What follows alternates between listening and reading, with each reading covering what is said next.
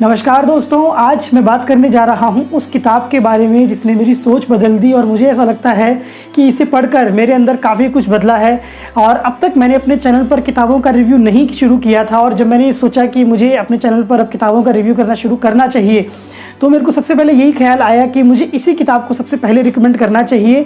तो जिस किताब का मैं जिक्र कर रहा हूँ वो है ये छोटी सी पतली सी किताब द आर्ट ऑफ लिविंग। ये एक फ़िलोसोफर थे एपिक्टेटस, उनकी राइटिंग्स का कलेक्शन है और ये बेहद शानदार कलेक्शन है। और इसमें जो उनकी बातें हैं ना वो चैप्टर वाइज दी हुई हैं और हर एक चैप्टर लगभग 1 पेज का है और कुछ चैप्टर तो आधे पेज के भी हैं। तो आप इस किताब को बड़ी आसानी से पढ़ सकते हो और रोज़ इस किताब का 1 या 2 या 3 चैप्टर आप रोज़ पढ़ सकते हो। और इसके अंदर जो उनकी बातें दी गई हैं वो टाइमलेस विजडम है, यानी कि जो बातें आप इस किताब में पढ़ोगे और सीखोगे वो आपको ताउम्र काम आएंगी। एक और बात मैं आप लोगों से यह कहना चाहता हूँ कि मैं अपने वीडियोस में कभी भी ऐसे हवा में बातें नहीं करूँगा, यानी कि ऐसा कभी नहीं होगा कि बस मैंने किताब में कुछ भी पढ़ा और फटाफट आकर आप लोगों को बता दिया। मैं अपनी वीडियोज़ में सिर्फ उन्हीं बातों का जिक्र करूँगा जिनका कुछ प्रैक्टिकल सिग्निफिकेंस है या फिर जिनसे मेरी लाइफ में कुछ बदलाव हुआ है, और मैं वो बातें आप लोगों के साथ इसी उम्मीद में शेयर करूँगा कि इससे आपकी ज़िंदगी में भी कुछ बेहतरी हो। और एक बात कि इस किताब में बहुत सारे ऐसे लेसन्स हैं जिन्हें मिस नहीं किया जा सकता, मगर क्योंकि मेरा ये बुक रिव्यूज़ करने का पहला वीडियो है तो इस वीडियो को मैं ज़्यादा बड़ा नहीं बनाना चाहता था, इसीलिए मैं सिर्फ टॉप के 5 लेसन ही डिस्कस कर रहा हूँ। और ये 5 लेसन एकदम टॉप ऑफ द टॉप हैं, तो इसीलिए इनमें से किसी भी लेसन को आप मिस मत कीजिएगा। तो फिर चलिए शुरू करते हैं हमारा आज का सफ़र। पहला लेसन है know what you can control and what you can't, यानी कि किन बातों को आप कंट्रोल कर सकते हो और किन बातों को नहीं। जैसे कि हम कैसा सोच रहे हैं ये हम कंट्रोल कर सकते हैं, हम कैसा बोल रहे हैं ये हम कंट्रोल कर सकते हैं, और हम क्या कर रहे हैं ये हम कंट्रोल कर सकते हैं। पर दूसरे क्या सोच रहे हैं हम कंट्रोल नहीं कर सकते, दूसरे क्या कर रहे हैं ये हम कंट्रोल नहीं कर सकते, और दूसरे हमारे बारे में कैसा बोल रहे हैं ये भी हम कंट्रोल नहीं कर सकते। तो जिन बातों को हम कंट्रोल नहीं कर सकते उन बातों के बारे में हमें टेंशन नहीं लेनी चाहिए। अब देखते हैं कि रियल लाइफ में हम इसको कैसे अप्लाई कर सकते हैं। इसका सबसे बेस्ट एग्जांपल है कि हमें कैसा शरीर मिला है, हमारा कैसे परिवार में जन्म हुआ है, हमारा सोसाइटी में क्या स्टेटस है, या फिर लोग हमारे बारे में क्या सोचते हैं। इन सभी चीज़ों पर हमारा कोई कंट्रोल नहीं है, मगर आज हमारी जो भी कंडीशन है उसे बेहतर करने के लिए हम क्या कर सकते हैं ये हमारे कंट्रोल में है। जैसे कि हम अगर कोई जॉब करते हैं तो हम अपनी जॉब अच्छे से करें, ये हमारे कंट्रोल में है, मगर उसके लिए कोई हमें रिकॉग्निशन दे रहा है या नहीं, या हमें कोई अप्रिशिएट कर रहा है या नहीं, ये हमारे कंट्रोल में नहीं है। और अगर मैं इस चीज़ को लेकर टेंशन लेने लगूं कि मुझे कोई रिकॉग्नाइज नहीं कर रहा या मुझे कोई अप्रिशिएट नहीं कर रहा तो मैं फ्रस्ट्रेट ही होऊंगा, है ना। इससे और कुछ होने वाला नहीं है। अब ये चीज़ मेरे तो बहुत काम आती है, जैसे कि मैं यूट्यूब वीडियोज़ बनाता हूँ तो मैं अच्छे से अच्छा वीडियो बनाऊँ ये मेरे कंट्रोल में है। मगर अब वो वीडियो अपलोड हो गया, अब वो लोगों को पसंद आ रहा है कि नहीं आ रहा है, या कितने लोग उसे देख रहे हैं, कितने व्यूज़ आ रहे हैं, कितने लाइक्स आ रहे हैं, अगर मैं इन सब चीज़ों की टेंशन लेने लगूँ तो मुझे फ्रस्ट्रेशन ही हाथ लगेगी और कुछ हासिल नहीं होगा। और इस पर जावेद अख्तर साहब ने एक बहुत खूबसूरत बात कही थी कि एक बार एक जर्नलिस्ट ने उनसे पूछा कि जावेद अख्तर साहब, आपने अब तक जितने भी गाने लिखे हैं उनमें से आपको अपना लिखा हुआ सबसे अच्छा गाना कौन सा लगता है। तो उन्होंने कहा था कि अब जो मैं लिखने वाला हूँ, क्योंकि यार मैं तो हमेशा जब भी गाने लिखता हूँ ना तो यही सोच के लिखता हूँ कि मैं अच्छे गाने ही लिखूँ, पर अब वो कौन सा गाना लोगों की ज़बान पर चढ़ जाएगा ये तो लक की बात है ना। मैं कभी कोई जब लिखने बैठता हूँ तो थोड़ी ऐसा सोचता हूँ कि यार आज एक मास्टरपीस लिखूंगा या फिर आज ऐसा गाना लिखूंगा ना यार जो लोगों को बिल्कुल पसंद नहीं है ना। मैं तो अपनी तरफ से अच्छा गाने लिखता हूँ, तो इसीलिए आप कैसा गाना लिख सकते हो या फिर आप गाना लिख रहे हो ये आपके कंट्रोल में है। आप गाना लिखो ये आपके कंट्रोल में है। अब वो गाना लोगों को पसंद आएगा या नहीं आएगा ये आपके कंट्रोल में नहीं है। इसीलिए जिन चीज़ों पर आपका कंट्रोल है, आप जिन्हें कंट्रोल कर सकते हो उनकी टेंशन लो, और जिन चीज़ों को आप कंट्रोल नहीं कर सकते उनकी टेंशन मत लो। और मैंने तो इसे अपनी ज़िंदगी का एक तरह से मंत्र बना लिया है कि अब मैं सिर्फ उन्हीं चीज़ों की टेंशन लेता हूँ जिन पर मेरा कंट्रोल है, जिनके बारे में मैं कुछ कर सकता हूँ। जब भी मैं अपनी लाइफ में किसी ऐसी सिचुएशन में फंसता हूँ तो मैं फिर यही सोचता हूँ कि क्या मैं इसमें कुछ कर सकता हूँ, और अगर मैं कर सकता हूँ तो फिर सबसे छोटे से छोटा कदम अगला कौन सा होगा जो मैं उठा सकता हूँ। और अगर उस सिचुएशन में लेकर मैं कुछ कर ही नहीं सकता तो फिर मैं उसकी टेंशन लेता ही नहीं। दूसरा लेसन है confirm your wishes to reality, यानी कि ज़िंदगी की हकीकत से वास्ता बनाकर चलो। जैसे कि कई बार हम सोचते हैं कि हमारे कलीग्स, हमारे रिलेटिव या हमारे दोस्त, इन लोगों में कोई कमी ना हो, मगर ये बचपना है। और फिर ये वही बात हो गई ना कि हम ऐसी चीज़ को कंट्रोल करने की सोच रहे हैं जो हमारे कंट्रोल में है ही नहीं। मैंने इस थीम पर एक वीडियो भी बनाया था कि हम जितना अच्छा सोचते हैं ना ये दुनिया उतनी अच्छी है नहीं, और इसीलिए ज़िंदगी की सच्चाई यही है कि हम अपने एक्सपेक्टेशंस कम रख कर चले। और अगर हम ज़िंदगी में 10 लोगों से मिलेंगे ना तो उनमें से 6-7 तो ऐसे ही होंगे जिनके साथ में हमारी नहीं निभेगी, और फिर मुश्किल से हमें 1-2 लोग ऐसे मिलेंगे जिनके साथ में हम उठ बैठ सकते हैं, और एकदम एक्सेप्शन रहेंगे ऐसे 1-2 लोग जो हमें अपनी सराखों पर बैठाएंगे। तो बस ऐसी ही है ये दुनिया और ऐसी ही मिली है हमें और हमें इसी से काम चलाना है। फिर इसी तरीके से हम सोचते हैं कि हम जो चाहे वो कर सके और हमें कोई रोके टोके नहीं, पर ऐसा हो सकता है क्या? ये जंजीरें हमें हमारे परिवार और हमारे समाज से विरासत में मिली हैं और हमारे लाख चाहने के बावजूद भी हम इन सारी जंजीरों को नहीं तोड़ सकते। कुछ जंजीरें तो हमेशा रहेंगी, कुछ बंधन हमेशा रहेंगे।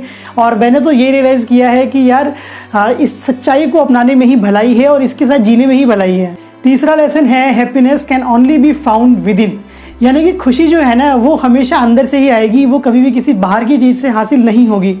अब मैं यहाँ पर कोई गीता वाला ज्ञान नहीं दे रहा कि मनुष्य तू बाहर क्या ढूंढता है, जो है तेरे अंदर ही है। मैं एकदम प्रैक्टिकल बात कह रहा हूँ और मैंने इसके ऊपर एक वीडियो बनाया भी था, गोल वर्सेस सिस्टम्स वाला, और उसमें मैंने ये कंसेप्ट डिस्कस किया भी था कि हमारे ब्रेन के अंदर एक सिस्टम होता है होम्योस्टेसिस, यानी कि हमारा जो ब्रेन है ना वो हर सिचुएशन के हिसाब से अपने आप को ढाल लेता है, अपने आप को अडॉप्ट कर लेता है।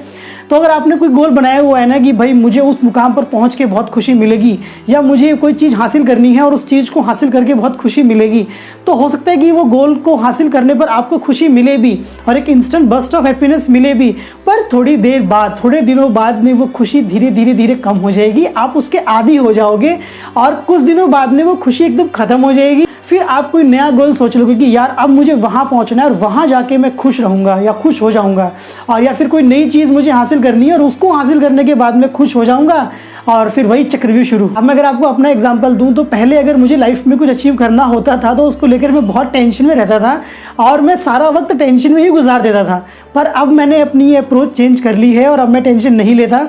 जैसे कि अब मेरा जो लाइफ में जो मेजर गोल है वो ये है कि मुझे फाइनेंशियली इंडिपेंडेंट बनना है, यानी कि मुझे आर्थिक रूप से स्वतंत्र बनना है।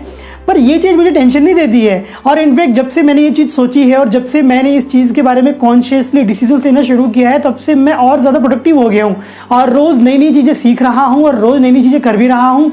और ये जो YouTube पर मैं एक्टिव हुआ हूँ पिछले 2-3 महीनों से, ये भी उसी स्ट्रेटेजी का हिस्सा है। सबसे इंपॉर्टेंट बात ये है कि अपनी खुशी को कभी भी किसी मुकाम के साथ में मत बांधो। आप जहाँ पर अभी हो वहाँ भी तो कहीं से पहुँचे ही हो ना, तो जब यहाँ पहुँच के खुश नहीं हो तो इस बात की क्या गारंटी है कि जहाँ पर जाना चाह रहे हो वहाँ पहुँच के खुश हो जाओगे। अगर खुश रहना है तो जिन हालातों में हो उन हालातों में ही खुश रहना सीखो, खुश रहने की आदत डालो और छोटी छोटी बातों में खुशी ढूंढना सीखो।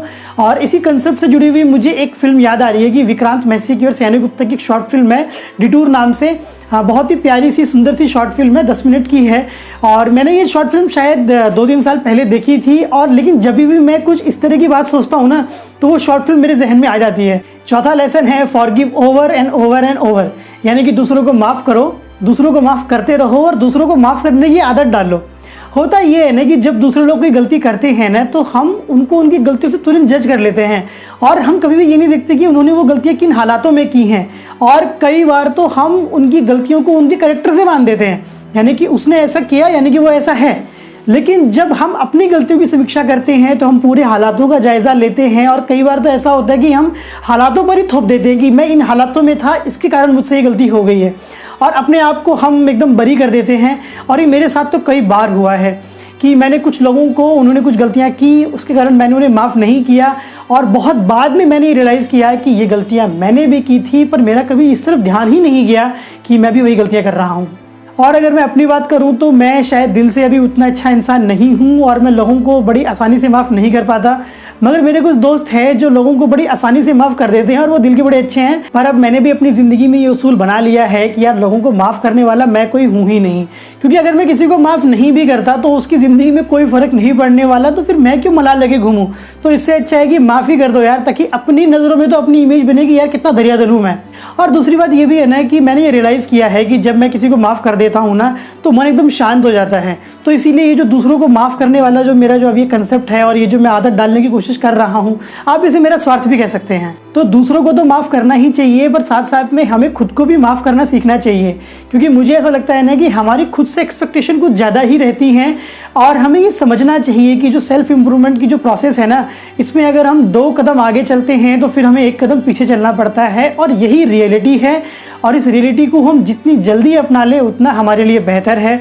और हमें समझना होगा कि जो सेल्फ इम्प्रूवमेंट की प्रोसेस है ये बहुत ग्रेजुअल प्रोसेस है, इसलिए हमें रियलिस्टिक रहना चाहिए और थोड़ी बहुत दरियादिली हमें अपने लिए भी बचा के रखनी चाहिए। 5वां लेसन है clearly define the person you want to be, यानी कि इत्मीनान से बैठो और सोचो कि आप कैसे इंसान बनना चाहते हो।